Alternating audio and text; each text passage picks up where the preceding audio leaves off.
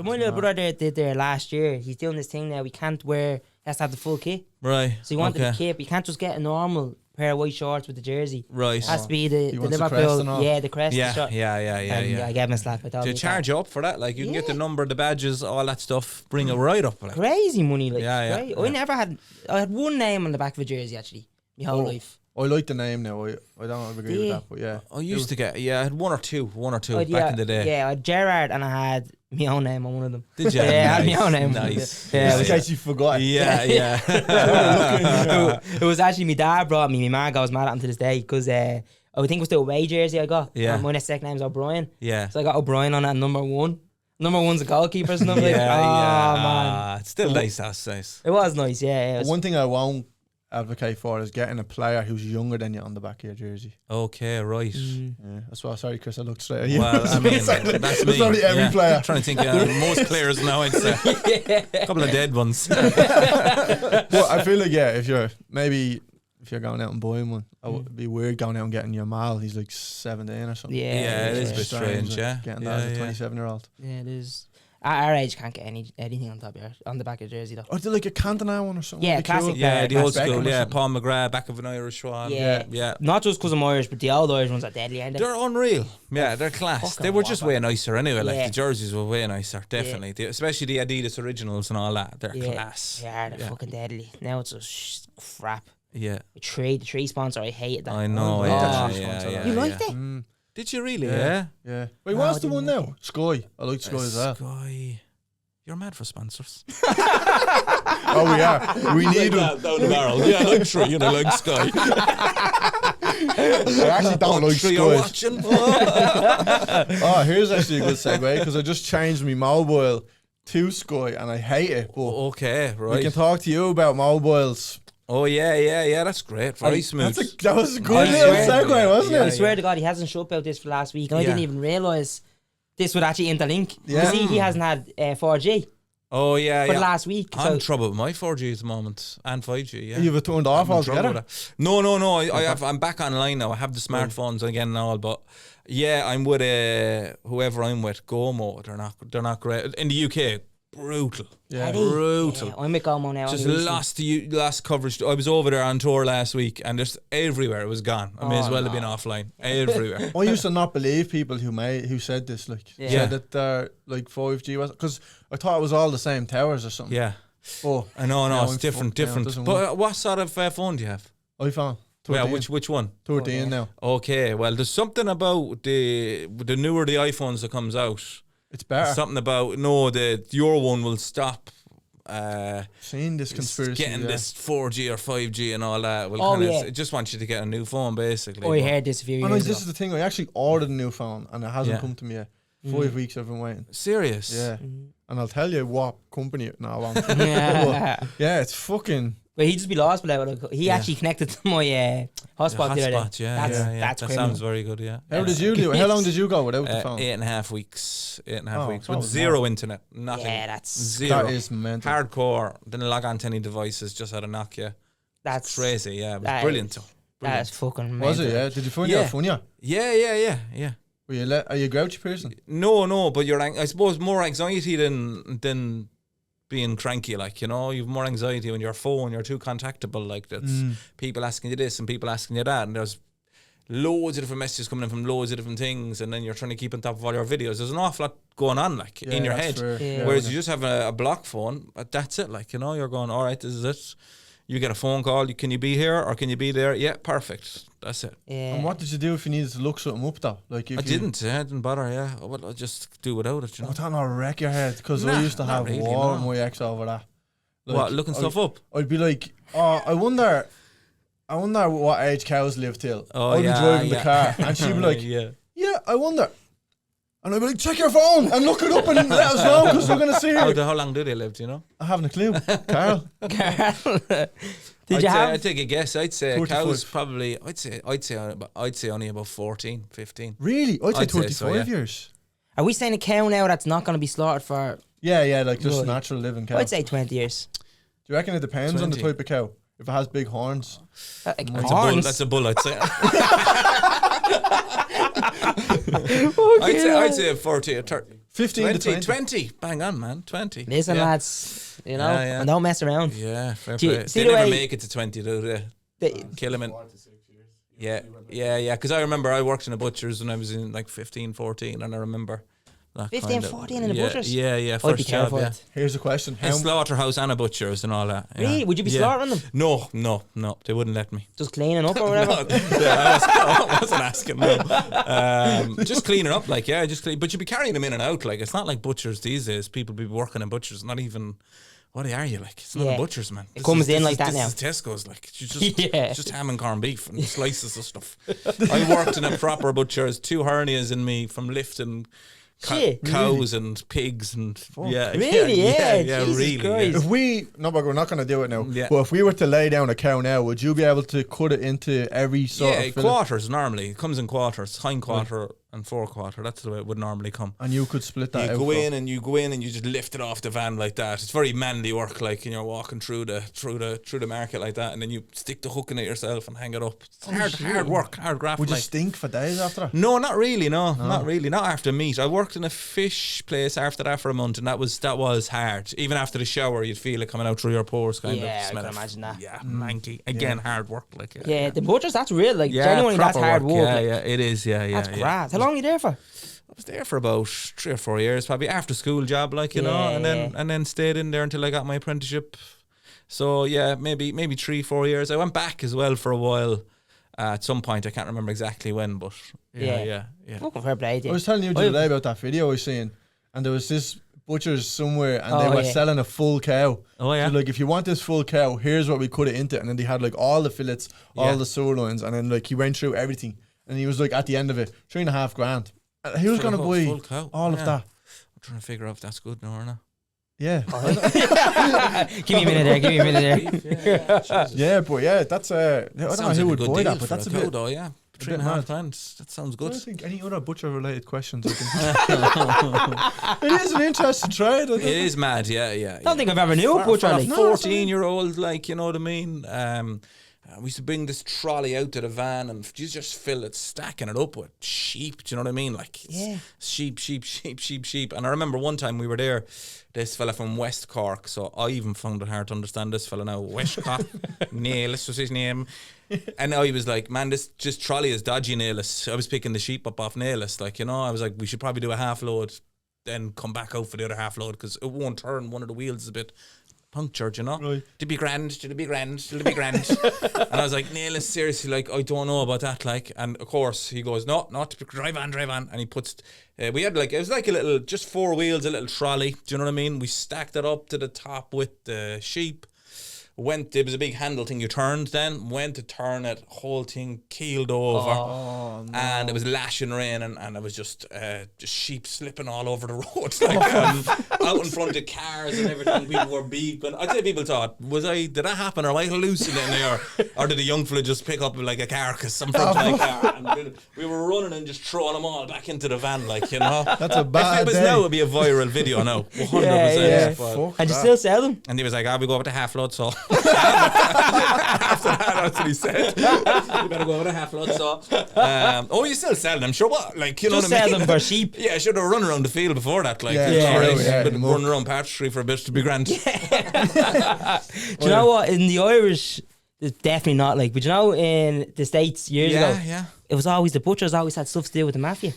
Really? Yeah. Really? Okay, They used right. to, that was one of the main things they used to do protection Because with. they would, in Sopranos and all, they butcher people, kill people in the In open Look at the and just, butchers, yeah. I Yeah. suppose a good You have place trains. to do it. You have all the tools and everything. Yeah. Like, you So know, Chris Kent, cutting someone up. were you in the mafia? Were you in the mafia? I don't know. have you You ever, tell what was the question I was going to ask there? I was stuck between 2 questions, and I keep thinking of Jeffrey Dahmer in my head. Sorry, Oh, yeah. that's not a good one. Of example of a butcher. Yeah. No, I can't remember what I was going to ask now. Fuck you. It's alright, it'll come to you. Yeah, Yeah. It'll probably. come to you. Do you know the way there, just when you were saying about the phone, and you said like anxiety free and all that? Anxiety free to an extent about certain things, but very anxious about being lost. Yeah. And about being late. Yeah. You know what I mean? You're replacing it. Well, yeah. I know what you mean. If I had just gone, I'll keep my sat nav. Do you know what I mean? Like it would have been an unbelievably brilliant experience. Yeah. But I wouldn't have also gotten so many stories out of it. Yeah, you know, true, because yeah. I got lost loads without even though I had the maps. It's hard to read them and still hard to find, especially venues inside cities. That was hard. Oh, That was very hard. I can only imagine, man. I'm terrible with Yeah, directions as it like is. up in Belfast, I got lost and I was like, oh no, gig was in 20 minutes or something. Panicking. Yeah. I'm in the wrong part of Belfast to be asking questions as well in my accent, like, you know. Bloody pictures of Queen's face and murals and everything, and you're going, I can't ask for questions here. Jesus, that's my biggest nightmare. Yeah, eventually you work it out though. It's great. Like I was getting out the maps again and trying to find where I was near a landmark or something and work my way to the venue. And there's a sense of achievement in it. Of course, you know? yeah. Did you ever hold the map before that? Like when? Oh yeah. I would have been pre-internet myself, so I would have read maps before. Right, definitely going around the place. And when I was working. My first couple of jobs, like there wouldn't have been maps, like. And whenever I worked outside Cork, you just kind of you learned the roads, like this road to that road to this road. Yeah. You had it all in your head, like, you know. Yeah, that's mad. I hate going anywhere now, even if I have the directions on my phone. Like I hate anywhere new. You know, like I only actually learned how to use the actual Google Maps on the phone because I would just follow the line. But you know, sometimes when there's loads of different exits, you're trying to guess. Yeah.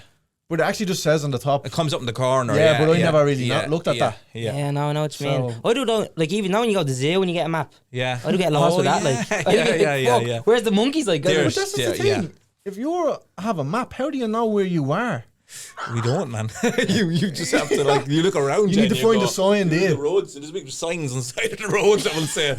Or, you know what I mean, M8 or whatever. That. Yeah, that's it. Yeah. You must have been, like, was there ever a time when you were like, I can't find where this road is on this map now to find out where I have to go? In the city, yeah. In Belfast that time, I got lost only because I had it all planned out. I knew how to get to my hotel, like, I was in Belfast before. And then I was doing a preview in a new venue. And I was like, I was never in this bar. It was called the American Bar. And they were like, it's actually hard to find even with the sat nav. It was really complicated. But I planned it out on my book of maps, like, and I was like, we'll go from here to here to here. I had instructions written out in on a piece of paper, like. And I was kind of looking down going, and I was spot on as well. I was going, yeah. And then you're kind of looking at the signs, and then a bus just passed one of the signs I was trying to read. So then that just... And then there was 3 roads. I was like, gone now. Yeah. And then I was dead late going to the gig. And then you don't know where you really fucked up as well then, do you? Yeah, exactly. Yeah, they're all over the place. Then. No. Yeah, all over the place. That would fucking send me. And then the lads at the gig were like, you're really doing this. Like, they were actually surprised that I was really being off the internet, you know? People think you're going to cheat or you're going to have a phone or you're going to just pretend you're off the internet. No, I have no interest in doing something like that. Were you close to it at any stage? Yeah, I get close to what, cheating? Yeah, or just once or twice, yeah. But I couldn't anyway because I had a Nokia phone. I didn't have another phone. So you didn't even have it with you? Just No. I was locked out of it. I was locked out of my phone. I handed my phone over in the Everyman Theatre at the second last gig of my last tour. Yeah. And I said, this is it. And I kind of made a declaration. I said, I'm doing a brand new show in 8.5 weeks in, City Limits Comedy Club. Yeah. So I was kind of going, this is it, nailing my colours to the mast or whatever it is. And it just went, my wife and kids took my smartphone and they locked me out of it, changed all the passwords, changed the passwords to the Wi-Fi at home. So I'd no way of getting on the internet. Oh, man. And there was a good, whenever I was over in England, she wasn't even near me with a smartphone. So I was over there on my own. I was in Liverpool on my own. I was in Edinburgh on my own for a good bit. So there was points there where I was on my own in Edinburgh and I got really stupidly lost on the way to a gig. Like, you'd have it all planned out and next thing there's a diversion or something and you're gone lost. Oh. And back then, 100%, I would say if I had a sat nav in my car, I probably just would have put it in, but I didn't. Yeah. And I'm glad I didn't, Yeah, fair play. Did you miss any gigs? No, touch wood, no, didn't miss any gigs. Nearly missed a couple. One in Edinburgh and that one in Belfast. And even that one in Belfast, one was there. One of the lads' wife afterwards was like, listen, I'm going back to the hotel. Like, I'm passing your hotel, just follow my car. I was like, oh, thanks a million. I'm up early in the morning. I'm driving to Edinburgh. She goes, follow me, I'm in a Suzuki, Chris. I was like, nice one. I pull around the corner, two of the exact same Suzukis pulling out at the exact same time. I was like, you are joking me. I didn't see what car she was in. I didn't see anything. So, nightmare, man. What did you do? Did you just have to follow? I was panicking. I was trying to ring her husband and say, what colour of Suzuki does your wife have? But the two of them were going the same way for ages. I was like, I don't know what to do. I just followed one. And I was like, luckily it was her. That is fucking brilliant, man. Have you got, this is a bit off topic, have you got a favourite gig, a venue to play in? A load of them are my favourite. Loads And of I them, hate just saying, like, I genuinely think, like, Vicar Street's unreal, the Olympia is unreal. The Everyman in Cork, it's like a mini Olympia. Is it? Yeah. It's about 650, so Olympia's about 1200, but it's just the same shape, same size. Unreal.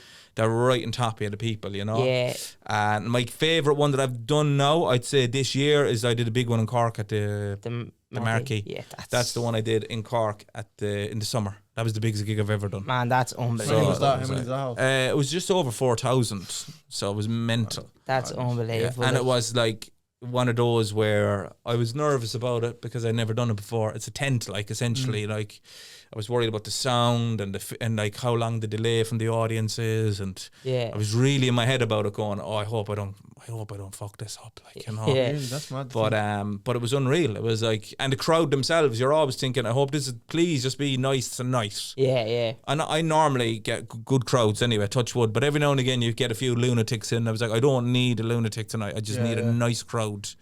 And they were unreal. They were just, everything went perfectly well. I was like, this is unbelievable. That's class. 4,000 people, and it was on kind of the big screens, and also I was a little bit worried about that initially because there hadn't been big screens there in the past when I went there.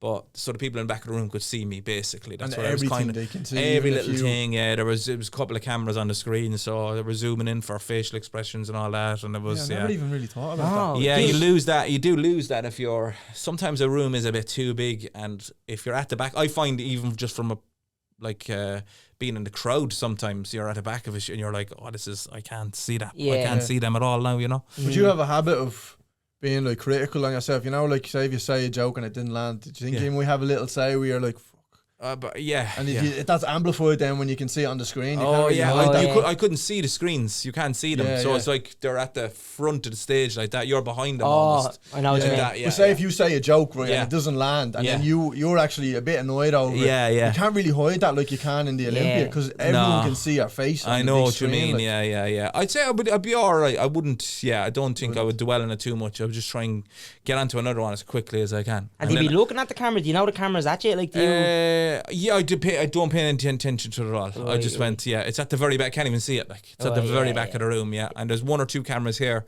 at the side because I had a fella in there filming for the documentary, and he was just filming the crowd. If ever I talked to someone, he was spinning it on the fella, so he was on the big screen then, and you could talk to him, you know. That's fucking class. But no, I wouldn't. I'd be murder now for afterwards, thinking it a bit like going, why didn't that work actually now tonight?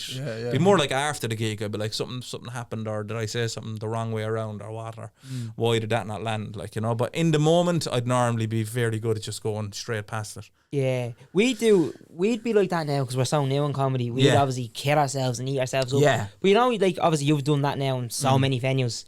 Would you say you did 10 nights and one joke killed, and the 11th night it didn't do great? Is that something that plays in your mind? And would you think, why didn't it? It used to be. Yeah. But in the beginning, but not anymore. But like in the beginning, when I started comedy, I would never separate the gig from the joke, like, you know. Right. And I've done some rough gigs in the past, man. Like, I mean rough.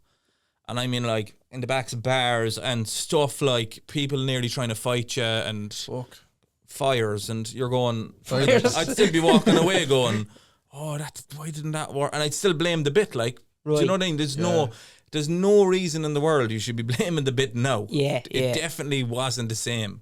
You know what I mean? There was a telly on, or there was this on, or whatever. The sound was terrible. So you just get used to separating it and going, actually, do you know what? Now, use common sense. Actually, that joke's after working about 100 times. Maybe. And that's not to say it's never not your fault, because sometimes it is. Yeah. Sometimes maybe it's my energy, or maybe I didn't deliver it well, or maybe I fluffed it or something, or didn't set it up, like, you know. But you get to separate it after a while. Right. But it's probably important too when you're young and you're in it in the beginning to be questioning everything and to be trying to get better. It probably helps you. Yeah, it probably does. Like, we're obviously so new, but we question fucking everything. Like. Yeah. Well, I even question the good jokes. I'll be like, they're too nice. They just laugh at anything. Yeah, I know. Yeah, but they don't actually, to be honest. No audiences just laugh at anything. Yeah, I'd find it the opposite. Yeah. I find sometimes, because I was at a gig, I can't remember where I was now. But, do you know, it was in Minute. It was in Minute, and there was one guy there, and they told us, don't look at him. He doesn't smile. Yeah. Right? He doesn't laugh. He doesn't do anything. Yeah. And he came up to us after the gig and was telling us that was great. Yeah. But he sits in the front. It's a monthly gig. He sits in the front and he doesn't smile. Yeah. But he loves it. He said he loves it, and he goes every month, but no one's ever seen him go. You can never, I that can throw me the odd time, all right, when I see someone like that in the audience. And the arms crossed, I hate that. And I'm like, and they always tell you afterwards, you're right, they always come up and go, oh, that was great, that was great. But they're just different ways of, and to be honest, when I'm at a gig, I might be laughing at bits, but sometimes I'm enjoying it pretty quietly, like at the back, and I'm going, this is unbelievable, this is brilliant. Well, I might not be laughing out loud for the whole thing, but I can definitely enjoy a gig that way, so why shouldn't you not?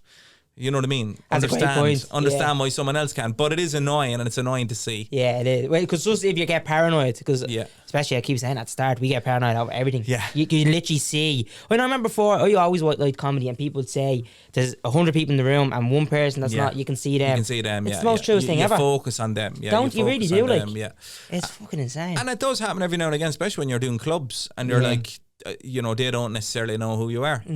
But every now and again then, I'm on tour now and people are coming to see me after doing it for however many years, 20 years probably. And every now and again you get someone at your tour show who doesn't want to be there and you're going, what are you doing? It's my show though. And it's what are you doing here? I just throw a fella out in Bristol a few weeks ago. Just throw him out of the gig. What was he at? A rude old posh English prick.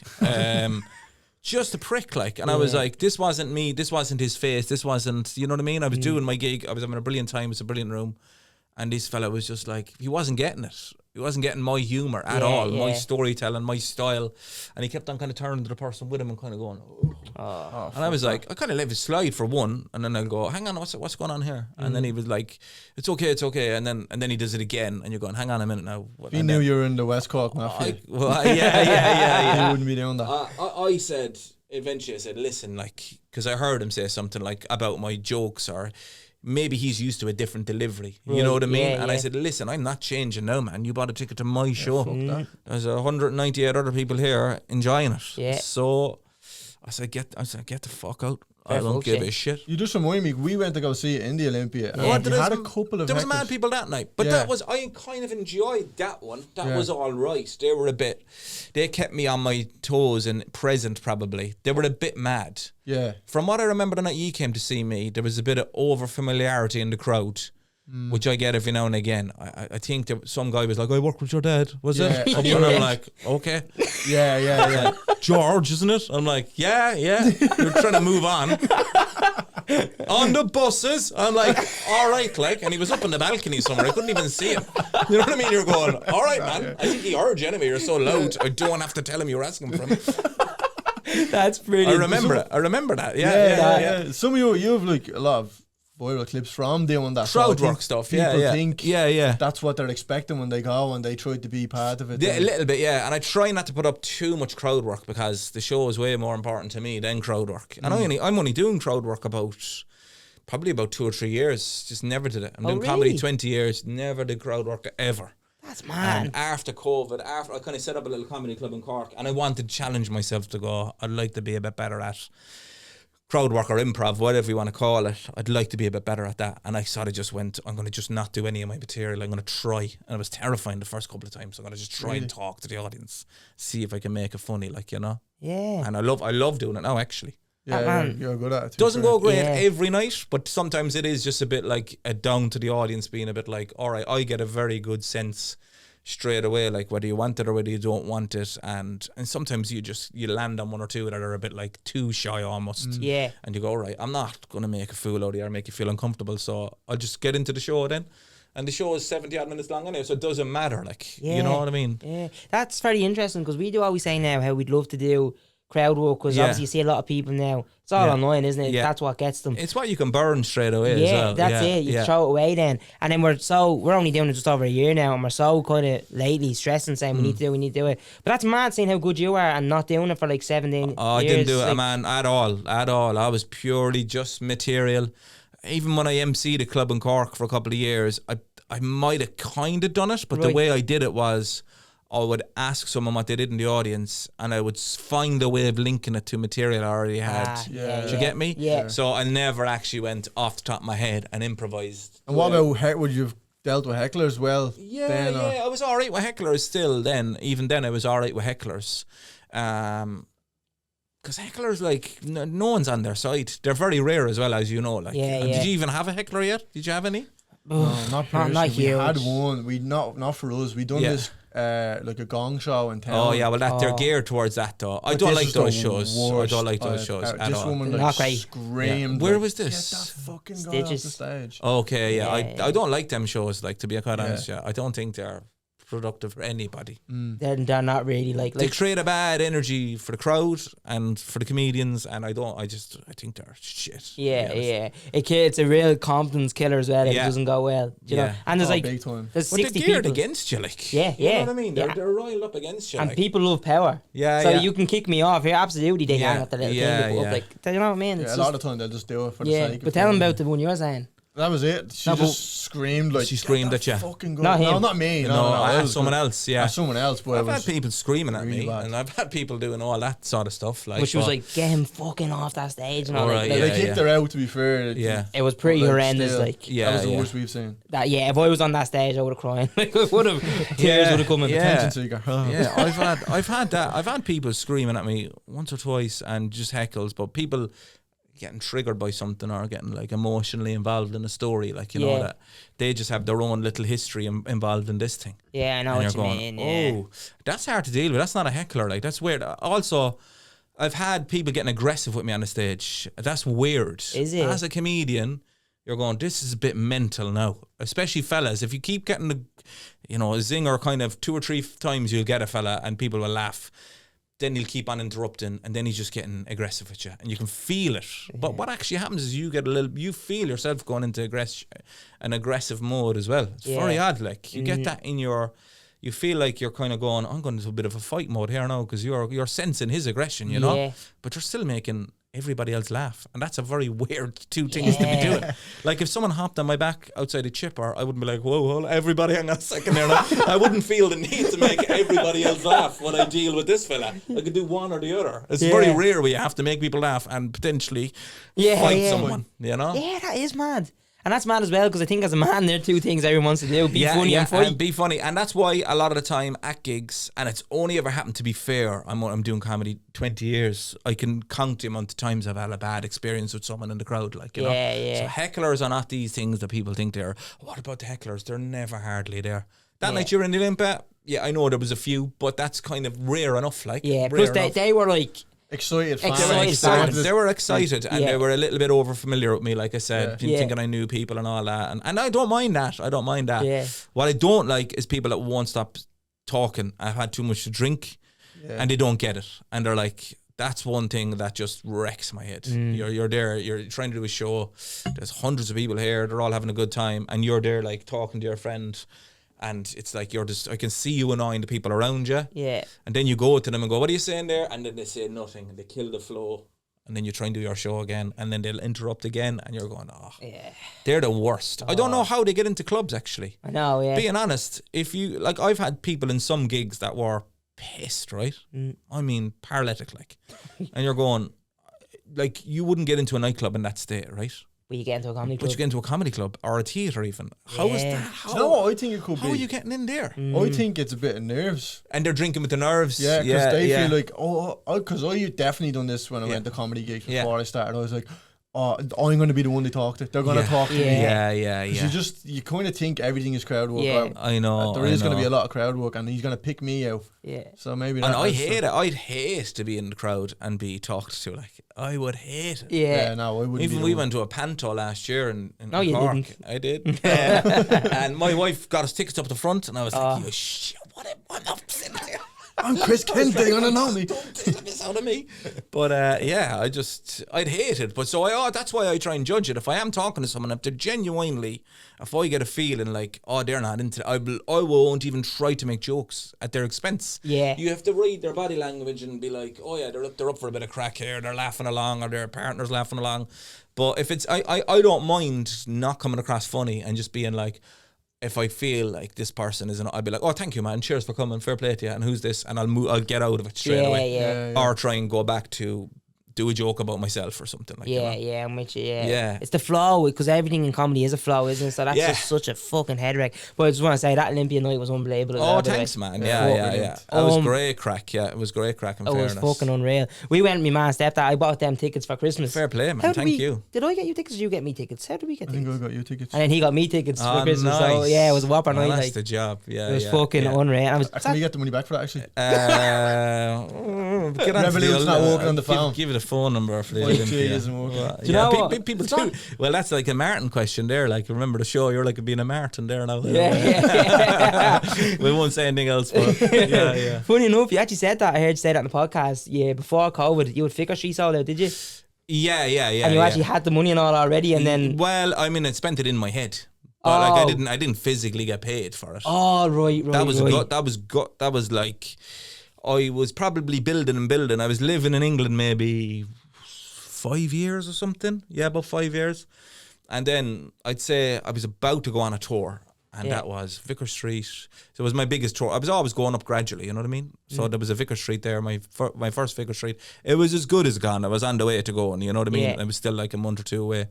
And I had the Everyman, and you know, you spend all year writing a show and then not making a lot of money because you're writing a show and you're doing previews and all that, and it all builds up to your tour, and that's where you make your money. Like, And I had just started the tour. I think I did half a dozen dates or something, and then it hit. So that's what I mean. I mean, like, I was banking on the Vicar Street and 4 weeks or whenever it was. I was banking on that money, and I was banking on the Everyman money, like, or whatever. Yeah. And I was going, because I did the work. The show was finished. Show was finished. You did the work. That's where, that was heartbreaking. Like, getting the rug pulled underneath you like that. But at the same time, this is the best thing that ever happened to me. It was, shadow of a doubt. Yeah, definitely. Was there anything fun that you had planned to spend your money on?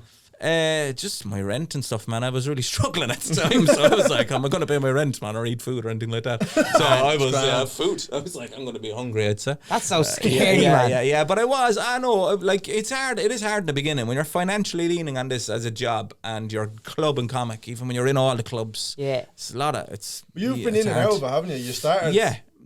Like, as your job, well, not started as your job, but you had it as your job, and then you went back to work, and then I went back to work that time because of COVID, like, you know what I mean. So I was 2009.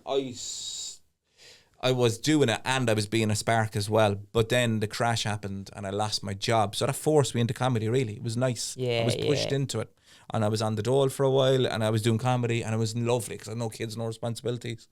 And then, so then I just started making a living off it slowly but surely, like, you know, not a great living, but a living, and that's, what more can you ask for your dream, like, you know what I mean? Exactly, and I was doing that for ages then, and I was just building, and then that happened, COVID happened, and I had moved home and went back to work again as Sparks. It was almost like, it was mental, actually. It was almost like complete history repeating itself. Yeah. Because you feel like the dream is gone now. Kind of, yeah. Being honest, yeah. I didn't want to think about it too much, but I did after a while, because there was loads of false starts. Like that Vicar Street gig was moved about 9 times or something, and I was like, forget it. Because it was like, it's going to happen, and then it was like, oh, another lockdown or whatever. It's going to happen, and then it's going to happen. Start thinking that must be fate or something. Yeah, I gave up then. I was like, then what happened then was I started enjoying my job, like, as an electrician, like, genuinely loved it. I was thinking, I'd never thought I could enjoy this, and I loved it. Like, I was going money in the bank every Friday, good money, something I hadn't been used to in 17, 18 years. I was going, this is unreal. I'm not chasing anyone for gigs, I'm not chasing anyone for money. Happy out working, and the gigs were coming back slowly but surely, but little drips and drabs. And the first couple of gigs, I don't know, were you gigging for COVID? No, you weren't, obviously. No, you were only going a year. So the first couple of COVID gigs were like very limited numbers. So a gig would come back, but it'd be like, I was opening for Neil Delamere in a beer garden in Cork, and the capacity was 8. They could only have 18 people in. 18? Yeah, that was kind of like, and they were all spread out. There was these mad rules, you know. But it was kind of mad because I was working as an electrician again, and I was doing gigs to tiny amounts of people, which is exactly how I had started comedy like 20 years earlier. I was working as a Sparks and doing gigs to a tiny amount of people in like 2005. It was exactly, you know what I mean? It was mad. Yeah, it was were you writing mad. loads when you were working? Not when I was working, man. I went because I was the show that I had been touring was called Christy Doesn't Live Here. That was kind of finished, like, you know. Yeah. And I was like, I don't have anything else to write about, and Yeah, loads of people wrote and did loads of creative stuff for COVID. I did nothing. I put down my phone and I went, after a week or two, when I realised it wasn't coming back, I was like, brilliant. Yeah. I'm going to take in this now. We were over in England, me and my family were out on walks every day. I was spending loads of time with them. And I was like, this is lovely. Like, you know, it was sunny. It was amazing. It was only when I moved back to Ireland and was living in my like childhood bedroom with my wife and kids, I was like, I don't think the gigs are going to come back. I have to get a job somehow. And I had been trying to get a job as an electrician actually for ages. So I was really delighted when I came in. Yeah. Because it was hard. It was like, there's a 10-year gap in my CV as well. You know, people are not going to want to bring me back on. Is that how long it was since you were last? Yeah, since I was at Sparks. Yeah. That's actually, this is kind of unrelated, right? But I've been watching this. It doesn't matter. I'm watching this TV show called Alaskan Bush People. Alaskan Bush People. Yeah, right. Wow, that sounds mad. It's a big pivot, boy. You just remind me of something there. But their dad wanted to live out in the wild, right? So he brought the whole family, and he's living out in the wild the whole time. But the dad died like 2 years ago, and the kids are like 35 and all. And they've no job, no work experience. Yeah. They have to go back into society now with nothing to do with it. That's reminding me of something. Where was that? It's fucking mad. Where was that on? Where did you see that? I see it's on Netflix. Is it? I must watch that. Yeah, that There's sounds good. Two. It's fucking... Yeah. Now, it's a bit... You're like looking at it going, I don't know. You're like, I don't know if this is real, because there's a fella called Bear. Right? And he loves to run and climb trees, and he's 29. Okay, yeah. And then the daughter is called Merry Christmas Raindrop. Okay. Kids should have been taken off him. Yeah, probably. For sure. Probably. But it's cool. I love the wilderness, and I've been getting into camping and stuff like that. But if you were calling Merry Christmas. Yeah, there's something going on there. Childhood's not going to be easy. But yeah, they obviously made a fair few quid off this. I think they got 9 series out of it. Jesus. Wow, that's unreal. And it's the same shit. Oh, we need to build a new cabin. Then there's fucking snow everywhere. And then after just mucking my fucking between my toes and shit. Yeah. Mucking in Alaska? Yeah. Is that? Underneath the snow, I suppose. Yeah, but it's not snow all the time. Is it not? No. Yeah. And they have to get the boat into town. It's wild. It is wild, yeah. But now all these lads, their dad's dead, and they've left the property. They don't know what to do. And they're fucking left back into society. It's nuts. So I know what you mean, yeah. That's kind of like you. There was, no, I could see why you got that leap. I'm good at the segues if you didn't know. No, but I was the most nervous I was ever about anything, I would say, in my entire life. Nearly as nervous as I was becoming a dad, about probably as nervous as I was doing my first gigs, was the first day about going back on site. Was it? Yeah, weirdly enough, yeah. Like around, like, the lads, like? Yeah, or just a little bit like going sparky, like it's a big trade. There's an awful lot to it. And me there thinking, I need to know everything now. What if I'm asked to do something that I never done before? Or what if I'm asked to do something that I don't know how to do? Like, it's a vast trade. Yeah. What was your favourite thing to do? Panicking. Getting into butchers and electricians here. As in out of the two of them? No, just when you're actually electrician. Yeah. I like maybe like working on there was big enough jobs, being on a big fuse board or something, and being like loads of hundreds and hundreds of cables coming in and doing that, like making something, like going into a room and it being an absolute mess because they just landed the fuse, big massive fuse like the size of a fridge, and there's loads of containment to do, and you have to bring all the cables into the room, and it's kind of like, all right, there's a couple of weeks work here now. That stressed me out. In your mind, making it like, you know, it's very nice to look back at when it's all I'd be fierce, like OCD about that when I have all the cables running in nicely and in order and going certain ways and all that, like, you know. The thing that drives me mental the most about comedy is probably being backstage and being like, look at the state of that. That's what I'm doing all the time. I'm like, who the fuck put that up?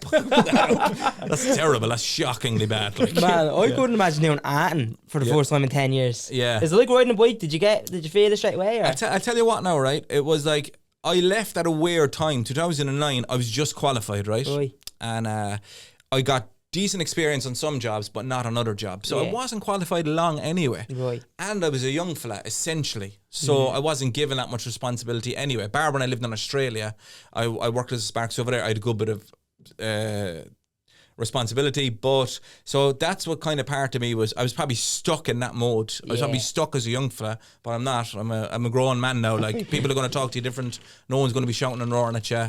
You know what I mean? Yeah. I can talk back to them. I know what I'm doing.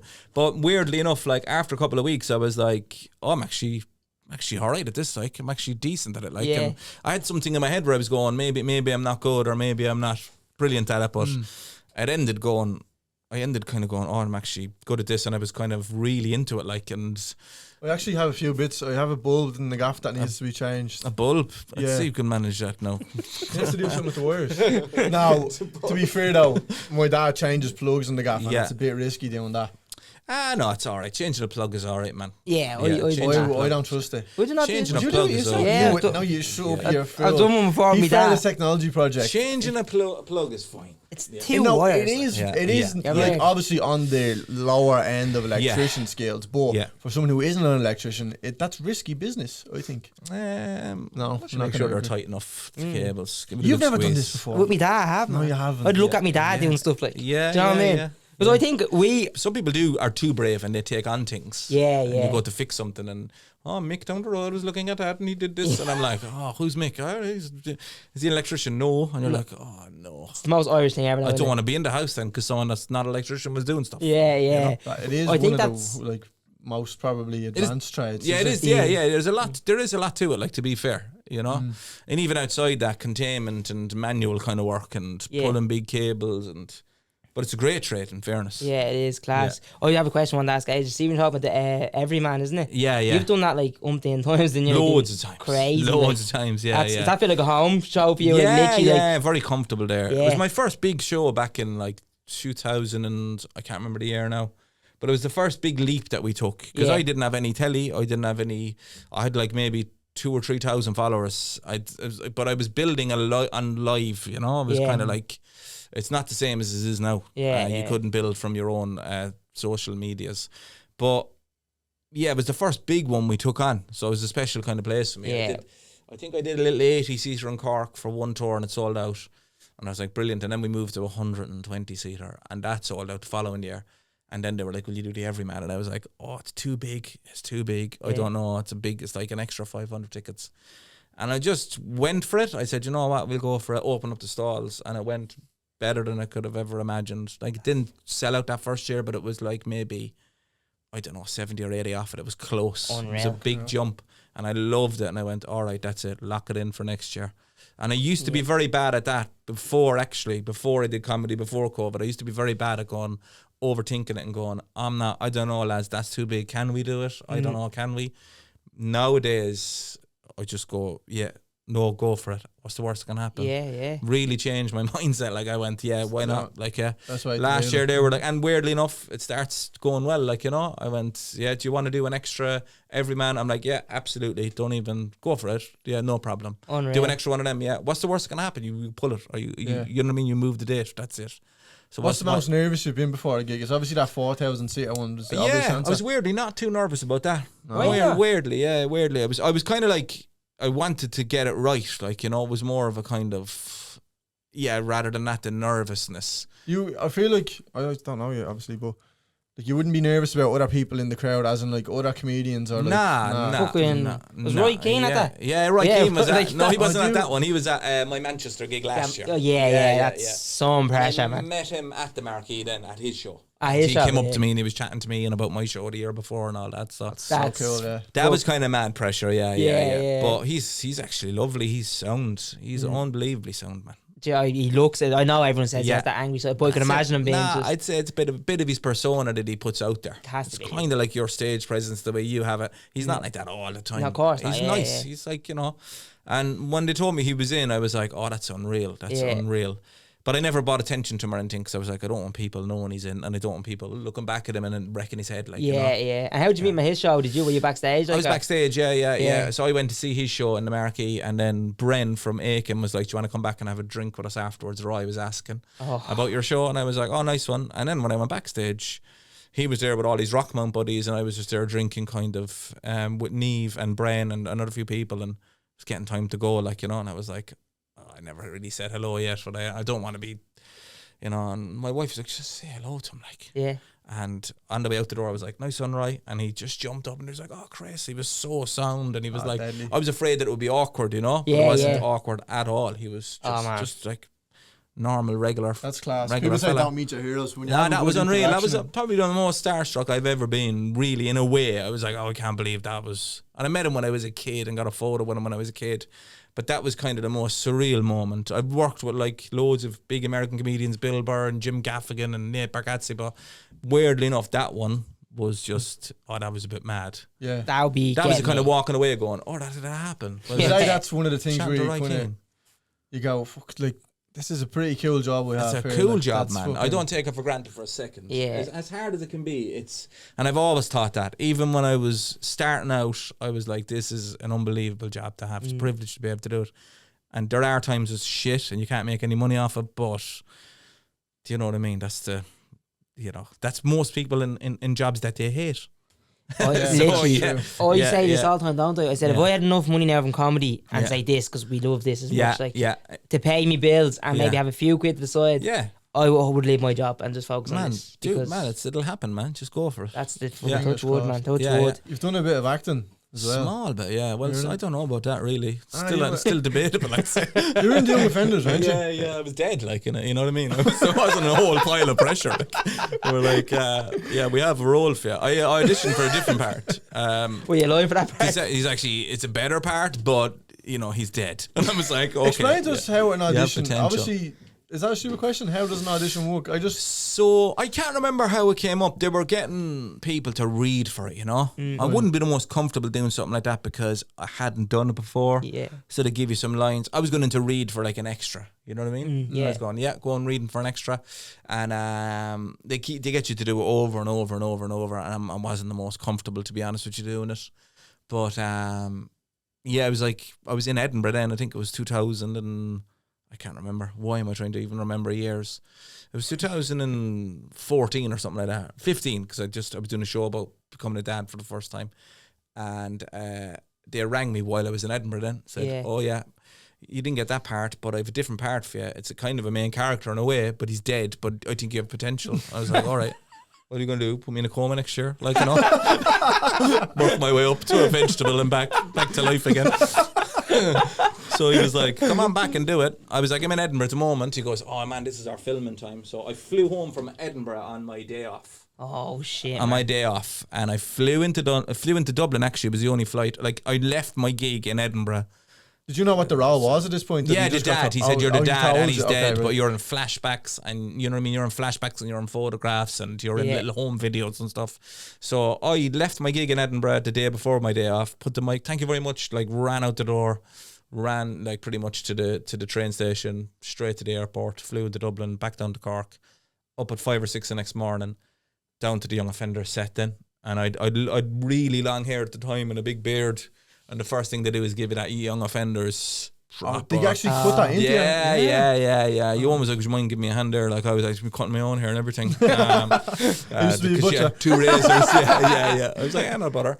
But it's proper slapstick. Like it's beyond zero. It's just your skin there, like, you know. And then they take you up to set and they're like, right, this is the first bit now where he dies, like. And I was like, I actually didn't really think about.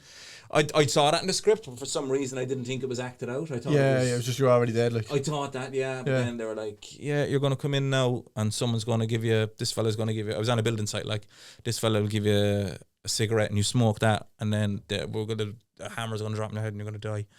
I was like, I never smoked in my life. And he was like, what? I was like, I've never smoked, man. I've never smoked. I don't know how to smoke. And he was like, and I've never acted either. And they gave me that gammy haircut. So I was like going, I tried it a couple of times. It was like a menthol cigarette or something. But obviously, you know what I mean? It's not, I can't do it. Like, yeah. And they were like, I tried to die loads of times and they were like, God. They were like, God. I remember just lying in the grass going, oh my God, what have I done? Like, what a waste of time this is. At that moment, you were like, I was just like, acting isn't worst for me. Decision I've ever made in my life, Do you think acting isn't for you at all? You're like, I'm not made for this. At that moment, yes, 100%. But then he just said, you know what, now we'll kill him before he gets the fag. Take that out of his hands anyway, you know. So they just kind of went, all right. And I think I nailed it in the end if you look at it. Like, I think you did. Good pun. You nailed the hammer. Yeah, I nailed it. But they kind of killed me then, and you go. Then the other scenes are a bit easier. Like it was just with Hillary and this fella that was playing. It was Alex's dad. He was playing the kid version of that guy. You know what I mean? So it was like little video, like literally someone was filming on our phone and we were pretending like we were making home videos and stuff like that. You know what I mean? So that was a bit easier then, but it's still a long day. You're there from 6 a.m. till like 6 at night, you know? Yeah. And you have to go back with that haircut. Straight back with that haircut, man. Yeah, straight back to Edinburgh looking drastically different than I did. And you know, Edinburgh's very stressful. Some people are coming up to me going, are you all right there? I was like, I'm actually having a great binge, man. I was actually filming something and people just thought I was having a breakdown or something, but I was having a great time. Was that one day you filmed all your stuff? Filmed it, yeah. I think I might have missed one gig because of it. I tried to get back and the flight was kind of delayed or something, so I ended up missing another gig by accident. Like, I was able to tell them at the airport I'm going to miss the gig, but you know, it was a bit devastating really because I had a ticket sold. It was like, but yeah, that was it. Yeah, and I did a small bit more acting on, I think, called Women on the Verge, where I actually had talk and was doing lines and stuff. Yeah, so I enjoyed that. Like, to be honest, like I did enjoy the challenge of it. Like, you know, I could imagine it in a sitcom. Yeah, I'd like a good Irish sitcom. I'd like to do something. Yeah, I would like to do something. Yeah, I think it's like not being afraid of making the lines kind of your own, and I would have been a bit too rigid with that.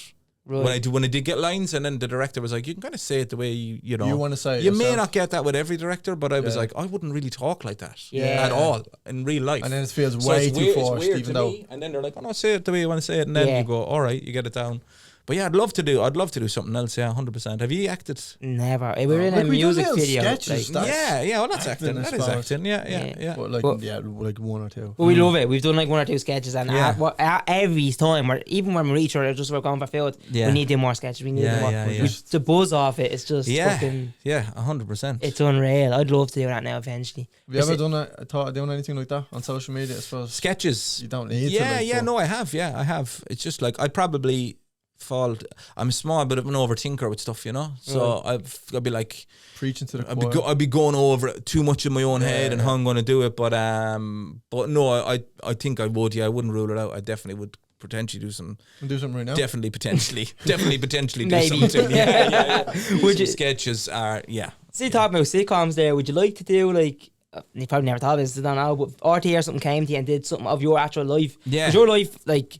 I always say this, I probably preach too much about it, but I think everyone that makes it like yourself, the graft and the story is a movie. I think what you said there is a movie from the last 10 years. Like, do you know what I mean? Yeah, 100%. Yeah, I'd love to turn it into a sitcom, and not just for me. I think I'm fiercely inspired by my family and the comedy and the amount of stories I have from my dad. Yeah, and the amount of stories I have from my mum. I like just bringing them together or to life as characters on the screen. I would love to do that because I do think sometimes things like Young Offenders go, you know, I'm not saying that as a show, but they can go a little bit too hard on a working class area, or just paint it with the one brush stroke. Do you know what I mean? And I'm like, people are not like that up there at all.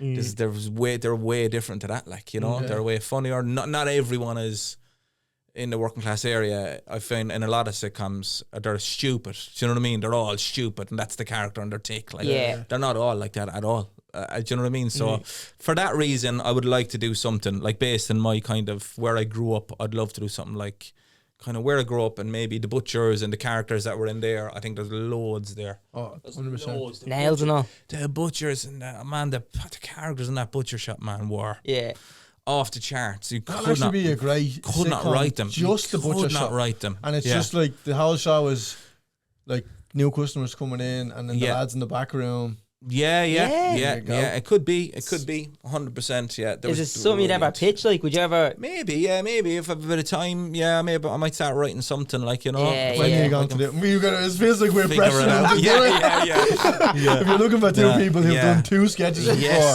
act in it. Yeah, 100%. No, I definitely would. That's something I think I might have thought of it before. I might have put something together for it before. Yeah, like a tiny little 1-pager, but definitely.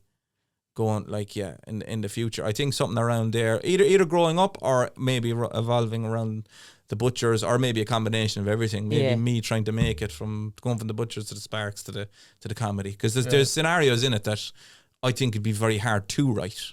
Do you know what I mean? I genuinely do. I would go like I had stand up about this before, but like the first time I did stand up, the first time I thought about it, And I've told this before now, but I was holding a ladder for another electrician, you know. You've probably seen me do this. I was holding a ladder and we were wiring lights for a fashion show inside in Mahon Point Shopping Centre in Cork. There was going to be a fashion show, so we were wiring lights for it. Your man's up top of the ladder. And before he went up, I was like, man, I'm thinking of doing stand-up, like, you know. And he was like, what did you talk about? Like, what do you mean you're going to do stand-up? But you need to be very careful who you're going to tell stuff to, because they don't get it. Like, they're just going to stamp all over your dreams or whatever. Like, but I went, all right, so I'm not going to bother doing it. Like, and he went up the ladder, and as he was up the ladder, this fella came over to me, and he was running the fashion show, you know. He was the head of and he says to me, come here, you have a lovely package, you know. And I was like, huh? And he was pointing at my crotch, like, lovely package. And I was like, oh, thanks, man. I really appreciate that. And then he was like, on my life, like, he was like, you look very fit too. I used to box at the time. I was really kind of fit, like, you know. Yeah. And no, what I didn't tell him was I had 2 massive hernias in here, unoperated as well, like, in my fucking ball sack. And I didn't know what they were at the time. Anyway, it doesn't matter. It was like they all added to it. Add that to an above average penis, like, you're gonna turn heads, like, you know what I mean? So he goes, would you ever think about, like, maybe modelling underpants and stuff like that? And I was like, really? He was like, yeah, like for catalogs, you know, just from here, just this kind of, you have a great physique and all that. And he goes, and your package, and just for, it's good money. And I was like, oh man, are you serious? He was like, yeah. He said, if you wanted to, you could come up to my hotel tonight and bring a few pairs of underwear. Look, it'd probably get you a bit of work or whatever, you know. It's no harm, like, you know, I'm in the business. Yeah. And I was like, oh man, that's class. Fair play, thank you. And I never forget it, like, the electrician getting down the ladder, and then I told him about that. Yeah. And he was like, are you joking me? Like, what are you talking about? I was like, your man over there, like, says if a nice package, and I go to his hotel room with, you know, with the underwear and all that, and he thinks he can get me a bit of work. And the electrician was like, I'm actually afraid to go back up the ladder, man, to be honest. Like, I came down the first time you're a comedian, I go up, I come down, and then I want to go back up again. There's a fellow over here, he wants to bring under. He was like, stay away from that fella's room, will you? Jesus Christ. And I was like, obviously, I was just telling you, I'm not going to go to his room. And obviously I went there, you know, tried on the underwear. Maddest situation I've ever been in my life. You did, actually. Straight up offered me porn immediately as soon as I was up there. He's like, would you do porn? I was like, no, I'm out. And it was very kind of, come on, like, you know, if you're worried about your anonymity, we'll get you a mask, we'll cover your identity and all this. I was like, I don't know. It was really weird situation. Yeah. Fast forward, like, a good couple of years later, and I had developed that into just the porno bit into a story, you know? Yeah. Nothing about being the electrician or anything like that. And I was supporting John Kenny, God rest him, amazing comedian from The Unbelievables, down in Middleton. And I told that story about being offered porn and your man giving me the underwear. And I had loads of little jokes about my hernias and all this. And it was a cracking kind of routine, like, you know what I mean? I did it, and I was like, brilliant. And I was standing there afterwards, and I was watching John Kenny on stage, and I was like, this is amazing now to be able to do this job. And I got a tap on the shoulder, and a fella went, you're some lying bollocks. And I turned around, and it was the electrician that I was holding the ladder for. No way. Yeah, because I told him I was never going to do comedy again. And I also told him I wasn't going to go to that fella's hotel room. And then he just comes in to watch John Kenny, doesn't know I'm even doing comedy, and sees me doing comedy and doing a story about being in that fella's hotel room. That is mad. So it was a kind of a mad, like, anyway, he comes to all my gigs now. He's sound. Does he? Yeah, really sound. He works with your dad, doesn't he? Yeah, that's a fella, yeah. I work with your dad. That's my favourite one's just the one when when you said to your man, you knew him, but you didn't know his name. You used to work with him. Oh, yeah. That was, He was like, don't say my name. I was like, I don't know if I forgot it, man. Don't worry about it. That's just turning I think half of the crowd work stuff is just turning your filter off, or your brain off a little bit. Yeah. Not trying to make it funny and just being honest, I suppose. So you have no filter. That's what kind of works for me, because sometimes if you try and force a funny thing out of someone saying something, I think then comedians just stupid as shit. Someone that's like, all right, man, just, you're not even listening. You're trying to force something funny onto the... Yeah. So, do you know what I mean? Yeah. I know. You get that even with this, to be honest with you. Like, at times when we're like, oh, it hasn't been funny in a bit. Yeah. You're like, trying to make a joke out of something. Especially at the then start. Sometimes you're like not really in it then. You're like, what? No, yeah, you have to be just chilled, present, like, you know. Yeah. It's the best thing for comedy, definitely. Just be there. 100%. being in the room, like. I want to go back to the Marquee, right? Because I want to say fucking obsessed with the Marquee. Sorry, I want to tell a story. Just read about it just no, I did. It was Evan. Our mate Evan does comedies from Cork as well. Oh yeah, I have family down from Cork, but never knew. I never heard the Marquee, and he told us about it last year. I think it was when we did the podcast with him, and he was talking about. I think it was like a dream. What would you like to do? Do you know what I mean? And I went home because I didn't know it, and I was like, "How don't I know this place?"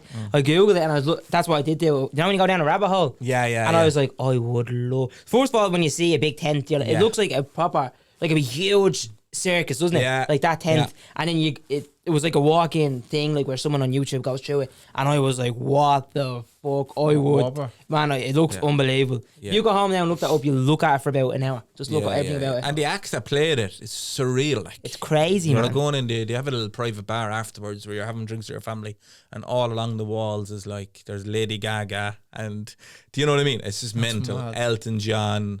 It's crazy. There's these massive acts that played it. And I think only maybe, I can't remember, it was 6 or 7 comedians ever.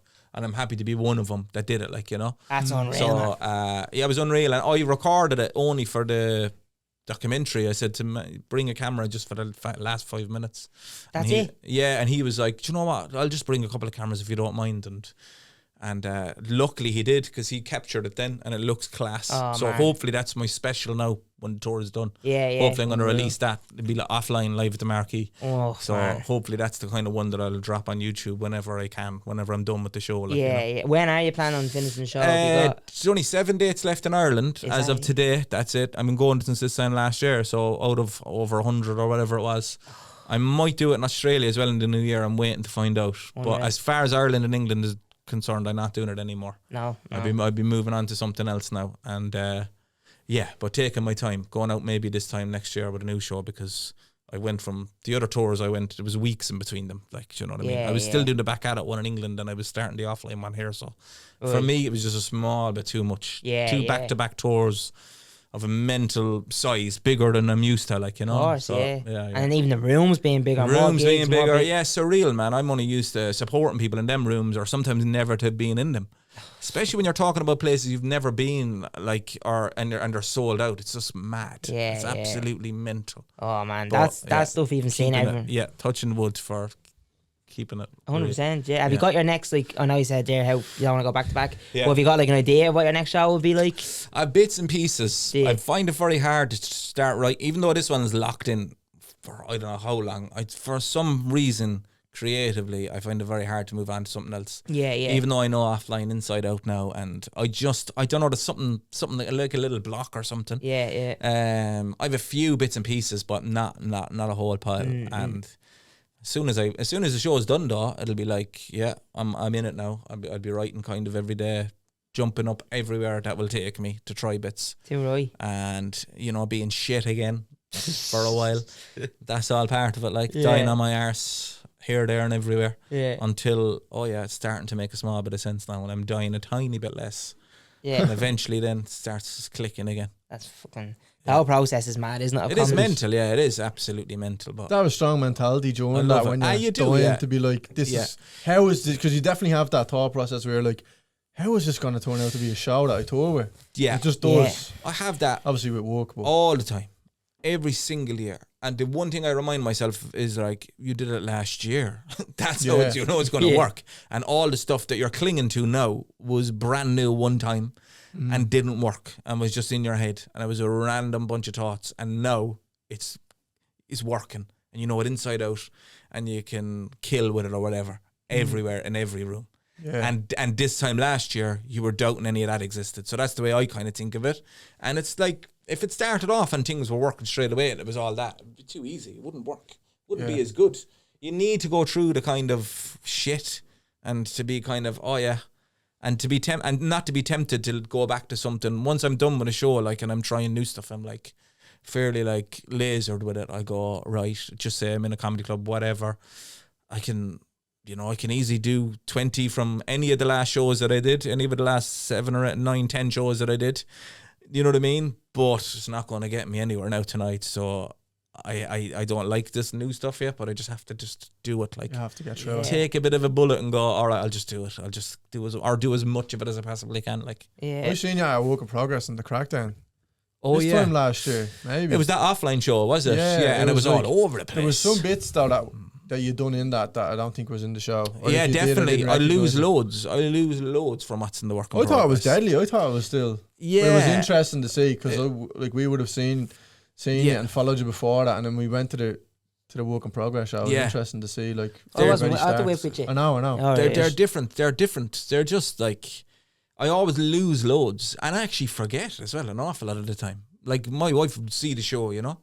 And then she'd see it once, and then like 7 or 8 months later, she might come again. And she's like, "Oh, you just forget to do. What about this bit and this bit and this bit?" And I was like, "Oh, I just forgot them. If you think I of just a new stopped bit, doing them. If you think of a new bit now, say on the way home, Yeah. you're like, fuck. So say, I don't know, you think of something that's relevant to your show. Yeah. You throw that in at the weekend. Like obviously you have to have more care than just throw it in. If it's relevant to the show, yes. But if it's not relevant to the show and it's new, I'll be like trying to bank it and go. I might ask, can I jump on somewhere for 10 minutes in Cork and go, can I try this a little bit there? Oh, really? tonight? Yeah. Just to get it out of the system. Just to go, let's see if there's anything in it and then write it down and go, all right, there's something in there. But the show evolves like purely, you'd write it to a certain extent and next thing, there's no more writing. Everything happens on stage and you start writing on stage and coming up with jokes on stage and tightening everything up on stage and just remembering it as well. That's the other thing. Like, that must be hard. You said OCD, like, because Yeah. I love a structure. Yeah, And yeah. I struggle with that side of comedy a lot, where I'm like, I have a 5-minute set or a 10-minute set, Yeah. but I have this other thing that's fucking gas. So how do I fit this in, or do I just scrap what I have and go that direction? I know what you mean, yeah. And Maybe just do a tiny bit of the 5-minute set or something, and then just try and do as much as that as you can. And yeah, so there's no structure. You have to figure it out just yourself. do it, yeah. and how Just works for you. just go for it, like, yeah. Something that like that OCD, having a structure, wrecks my head, rattles my head when It's it comes hard, to comedy. man. Like. Even though I have the offline show now and I know it inside out, and next thing I go to play festivals, which is different. So you go back to the Ivy Gardens and they're like, you've 20 minutes. And then you're trying to pull 20 minutes out of the show. Yeah. Even though the show is 70 odd minutes long, you're going, how do I do 20 minutes now? Yeah. How do I do 20 minutes out of that? So all that stuff, actually, you don't even know what it is. Like, Yeah. you're kind of just taking chances, like, you know? Or you might love your first 5 minutes and you want to put in your last 5 minutes. Yeah. There's loads to it. See what you're saying there? I love, that is literally my dream. See the way you were saying playing on stage? And like, oh, do you know what? That's a good idea. I'm going to text somewhere tonight so you can like go in and do 10 minutes. Yeah. That's the fucking dream, man. Yeah. And it's happening for maybe the last couple of years for me. I'm able to kind of text people and go in. But it's brilliant. Like, it's a great feeling. Yeah. And would you get up there, say you were going to do 10 minutes and you had one idea, as you said, something came to your head. Yeah. Would you just have that one idea, get up and just literally just, as you said, turn your brain off and just talk? Yeah, I kind of have done that, and it goes either way, really. It's a 50-50, like. I prefer to write it, like. I prefer to write it, whatever about the crowd work, but sometimes I'll have a bit of a snippet of an idea, and sometimes they come out a bit more fully formed, you know what I mean? It'll be like, oh, I kind of think there's the guts of a joke there anyway. And then sometimes it's like, oh, that's fun, something funny about that. Yeah. And you try and do it to the audience, and it's like, that doesn't work at all. Yeah, Do you know what I'm talking about? Because I think I do prefer, if I'm going into town to try something, I do prefer to go, I'm going to work on it that day and I'll write it out a couple of times and see if I can think of any more jokes for it. You know what I mean? Yeah. Because then it's the memory thing then as well. Like, sometimes you bring a piece of paper up with you and it's more of a hindrance than anything. Cause you know what I mean? You get a bit like, just distracting. It's distracting the flow and everything. And I still do notes for the first probably couple of tour shows, and then I bin them and I go, it's worth forgetting something for the sake of being in the flow of it. You know? As in notes or after you did your show, you write what order or what. Exactly, or even just a little set list on a monitor. I will do that early days when you're trying to get the show right in your head. Yeah. Because you'll have seen how different it was in the crack then to then. Yeah. Like, do you know what I mean? Like, you're constantly changing and moving things around. So many elements to it. Yeah. Yeah, that's the thing. Like, it's like, even like, oh, do I act like this? Because you might do it off by heart and it's really funny because you made a face or you... Yeah. And then you have to write that kind of in and remember to do that the next time. Exactly. Yeah. That's Everyone good, should man. be appreciating comedy. Fair play to you, man. You sound like you have your shit together, man, for knowing all that kind of stuff Well, already. not really. Like, that's no, what but rattles seriously, my head. but that's good stuff to be thinking, is what I'm saying. Yeah. Like, you're going, the fact that you're even thinking of that. Oh, was I? Did I give a certain lick or did I do this? That's Yeah. You know. True. You progress quickly enough, like, if you're willing to learn and do it and go, and stick to your shit, like, you know. Yeah. It really is a fucking.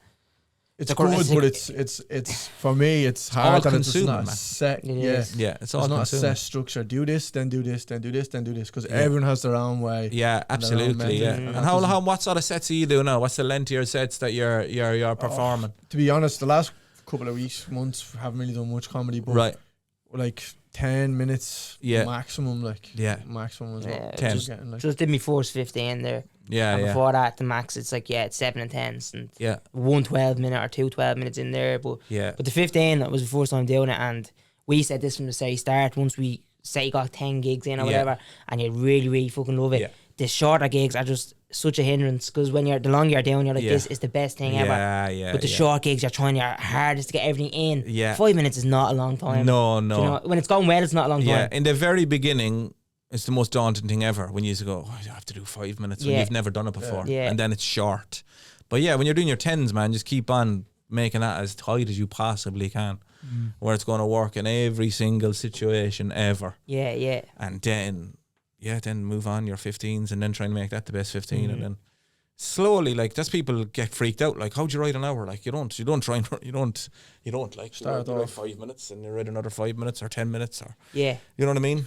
Who did you look up to when you were starting comedy? Anyone, or even like American? Do you know, weirdly enough, wasn't into comedy at all. Like, not really. No, I know it sounds mad, but I didn't watch a whole pile of stand up or anything like that.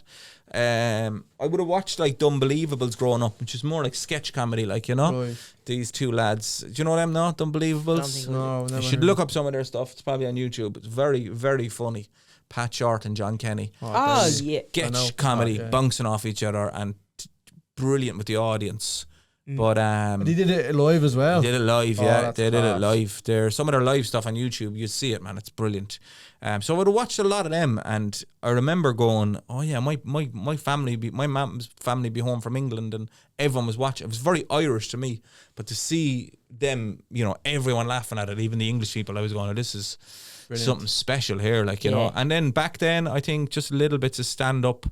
I think my first exposure to stand up then, I can't even, like Brendan O'Carroll or something, and just like watching a little bit of it, but that was it. It's like visual comedy, a lot of that. As well, and then stand up wise, then I started stand up then, and then someone gave me a Tommy Tiernan DVD. I was like, this is the best thing ever. This is unbelievable. And a Richard Pryor DVD as well. I was like, class, two big ones, like, you know, and Des Bishop. But I'd kind of started comedy at that stage. But in a way, I think it was good, because I'm not in any way influenced, or, you know what I mean? Like, I never kind of, I think I just did my own kind of thing, like, straight away, or tried to do my own thing. You don't have to, because I was inspired by people doing it, like by open spots, by going to open spots and going to see my friends who were on the Des Bishop show when he did a show in Cork, and I was like, he was showing people. Is that the same one that like Willa and Eric done in Dublin? So they did Knocknaheeny in Cork, where I'm from, and I didn't do it because I didn't even know it existed, man. I was like, this is mad. And then my friends were on it, and I was like, I went to see them do the show, and I was like, this is unbelievable. You know, these are just normal people doing comedy, man. That's unreal. Because I'd seen Des do bits of comedy, and I'd seen him do the Des Bishop work experience, and I went to see him in the Opera House. And for me, like, you're looking at someone like Des or Tommy, for me back then, it's too much of a leap for me to go, I can't even imagine myself being up there. Yeah, I remember seeing there's a picture of you. I think opening for, was it Jason Bourne? And your hair. Oh yeah. Have you seen this? It's fucking. The hair was wild. It was PJ Gallagher. PJ. Well, it's really long. Like, you look so obviously so much younger, but like you've gone through a whole journey. Like, you were doing it since back then. That was fucking. 20 years now. 20 years of since doing it for my first time. Yeah. And it's great. I love it. I'm fucking smashing it. I still love it. That's the best thing, isn't it? Like, you hear people falling out of love with it. Yeah, and you do every now and again. You get frustrated with it, and you go, "This is hard." But I still, when it comes down to it, I still love doing it. Love having an idea and actually doing what you said and making it work. There's no better feeling than going, and especially if it's something weird or if it's something dark or something that happened to you that you go, and you turn that into comedy. That's like the best feeling ever. 100%. Couldn't agree more. Best job in the world, like, isn't it? It's making people laugh. That's why we started to do this. We kind of said, well, obviously we would have always wanted to do that, but really knuckle down, like, what do you want to do with your life? want to try and entertain people, make people laugh, and then this is kind of the way. Simple formula, like, isn't it? Yeah, do it, man. Much. Fair play to you. So fingers crossed. Hopefully, we can do it. You're killing it. Obviously, it's great. You like, don't have to say that. Yeah, not to thanks, fucking lick ours here, but it's looking at people like you. I mean, like, there's fucking. That's something we want to do. Do you know what I mean? Yeah, Follow that path, like. Do you know what I mean? It can be done, man. It can be done. Just keep at it, like, you know, and go. Yeah, 5 minutes at a time and all that, and go, that's it, started. And like me saying I love it, I've had loads of shit times as well in it. I've had loads of times where I was like, I can't get into this club, I can't get into that club, or I was in that club and now for some reason I'm not in that club, and feeling really frustrated with it and going, fuck, this is going nowhere. For years I was feeling like that. But I was still working very hard at it, going, I'll just try and get a bit better, and I'll just try and write another show. You just have to get on with it. And then you just, it works out.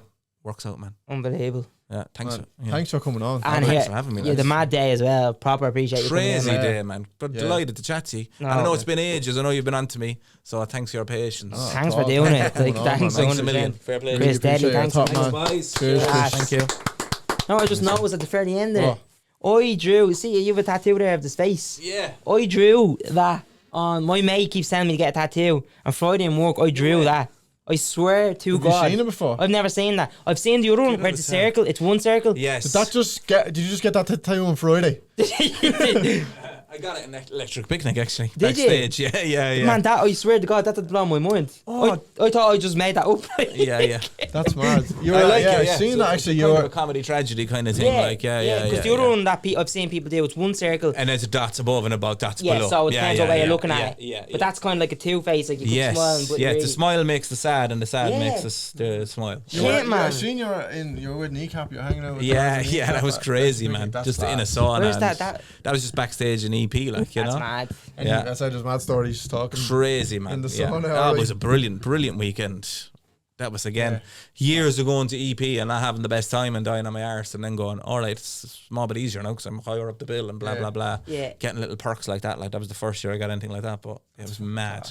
Now, from a comedy point of view, is EP as good as the Paddy Power? Obviously, it's a lot bigger. Well, do you know what it is? EP is a pure lottery. Right. So I've done it for years, and also you need to be careful about what other people think of the gig. So I did EP. It used to be easier because the sides of the tent used to be closed like that, so people had to kind of come in. But now it's open. Have you been down there? No, well, I was at all together now, and that's a bit open. That's it's still even a tiny bit easier probably. Right. It's very open, and there's big screens outside it, so. Often people don't even need to come fully into the tent, so they could be enjoying you, but you can't hear them enjoying you because they're a bit away, like, you know. Yeah. So the atmosphere can be hard. You're kind of like, you could see people laughing, but you're not getting a kind of, unless the tent is full. Physical feedback. Which is this week or this year it was fuller because I was nearer the end of the bill or whatever. But in the past, it's just a lottery. I've been on and it's been full and it's been brilliant. I've been on and it's been half empty. It's been very hard to get through, and things going wrong, and do you know what I mean? The mic breaking and all that, and you're nearly delighted it's breaking because someone has to fix it and it's eating into your 20 minutes. You electrician. Yeah. And making jokes about that. But I suppose the point I'm trying to make about that is, I remember going to Electric Picnic years ago, thinking I died in my hole, like really thinking that, going, I hated that, man. 20 minutes, that was shit. I fucking hated it. I was annoyed after it, And I remember Eleanor Tiernan rang me after it as well, and she was like, what you think of EP? And she had kind of had a similar experience, going, I hate it, I really didn't like it. It was maybe the first year the tent was like that, you know. I just didn't enjoy it at all. And then I went out and toured that year, and the amount of people that came up to me that said, we saw you, we were at Electric Picnic, and then we got tickets to your tour. So you don't know people's perspective of, it's your experience there, and you're comparing it to every other time when you're making loads of people laugh and you can hear it. But obviously I didn't take into account that, okay, there's actually people enjoying it. Yeah. You know what I mean? Yeah. So you can be a bit too hard on yourself, I think, sometimes as well. Plus the way sound travels, if it's all open, it's not coming up at you. Yeah. And it's like, you know, it's still brilliant now. Like, it's, when it's full and it's hopping, it's great. But it is a music festival at the end of the day. Like, that's, you know, it's like you're going to be hearing people who are hungover tunes and all that, and it's like, I'd love it. That'd be a huge goal to one of them festivals. Yeah. And you will, like, maybe it's next year. Like EP altogether now, loads of opportunities. Like. Yeah. Altogether now, our mate won the Brave Comedy Festival. Only got a gig at that, did he? Yeah, he was. I think we said he was sandwiched between Al Porter and Tommy Tiernan or something. Oh, right. Or Tommy Tiernan was two after him, and Al Porter was before. He said the pressure was just. So the tent was full for him, though. That's good. That's good. So long as sometimes you're after a huge act, everyone goes, and then it's like and there's not a huge act on for another 2 or 3, and then that's hard. Yeah, that is hard. See hundreds of people walking out of the tent as well. But that's mad now, though. Yeah. But it's mad now from your progress. This is another thing. Like, if we went, say, we'd be thrown no one there. And you obviously are saying from the years, you must see a big difference now with your name and people coming just to see you now. Like. 100%. Yeah, get big-headed. Huh? Do you get big-headed? Oh man, I stay as humble as I can. I stay as grounded as I can. I went home after the Marquee in the boot of my father-in-law's car. So there was no taxis, there was no room anywhere else in the car, and I have no problem climbing into the boot and lying down on all his tools to get a lift home. Like, I have no airs and graces about me at all. You know, I try not to anyway. It definitely comes off anyway. No, it's so humble. That's mad when you meet people like that, because you could deserve to have the biggest head. 2 of us. Yeah. No, Jesus. He went to go see Willa on Monday, and how many people recognise you? Let's say 5. 6 or 7 or 8. Maybe. He's probably mentioned it 6 or 7 or 8 times.